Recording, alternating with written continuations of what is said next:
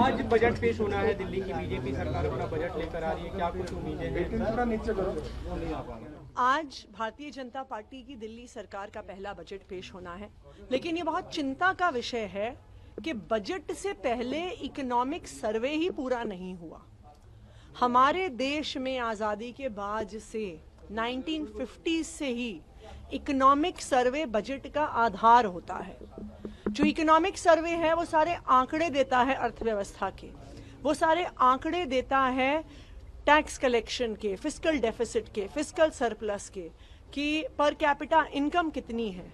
तो जो एक इकोनॉमिक एनालिसिस और इकोनॉमिक डेटा होता है जो बजट का आधार बनता है, वो इकोनॉमिक सर्वे से आता है।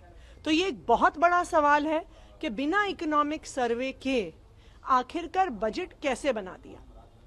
ऐसा सुनने में आ रहा है कि इकोनॉमिक सर्वे इसलिए नहीं पेश किया गया क्योंकि दिल्ली की इकोनॉमी की शानदार तस्वीर उस इकोनॉमिक सर्वे में आ रही थी कि देश में सबसे ज्यादा पर कैपिटा इनकम दिल्ली में है।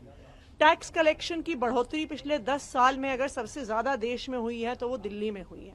अगर देश की इकलौती फिस्कल सरप्लस में चलने वाली सरकार है वो दिल्ली की सरकार है, क्योंकि आम आदमी पार्टी की अरविंद केजरीवाल जी की 10 साल की सरकार से दिल्ली की अर्थव्यवस्था में बहुत शानदार ग्रोथ हुआ है, बहुत शानदार विकास हुआ है।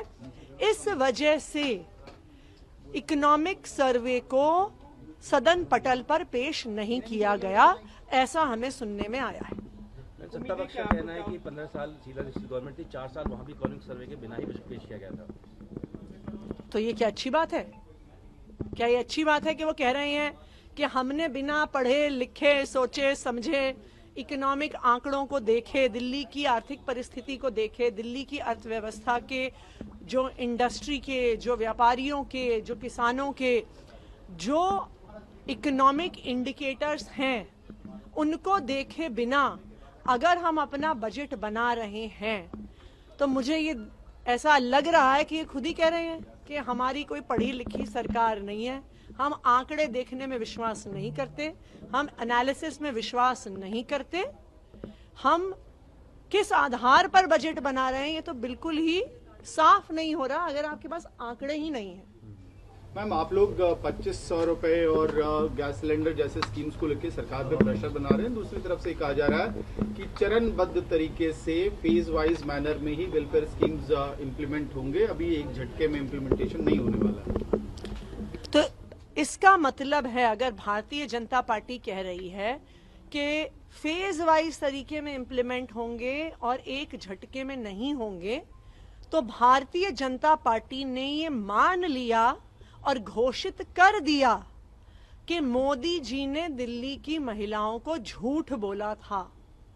मोदी जी ने बार बार दिल्ली चुनाव से पहले ये कहा कि ये मोदी की गारंटी है कि 8 मार्च तक दिल्ली की महिलाओं के खाते में पैसे आएंगे, लेकिन आज भारतीय जनता पार्टी ने ये आधिकारिक घोषणा कर दी है कि मोदी जी ने झूठ बोला।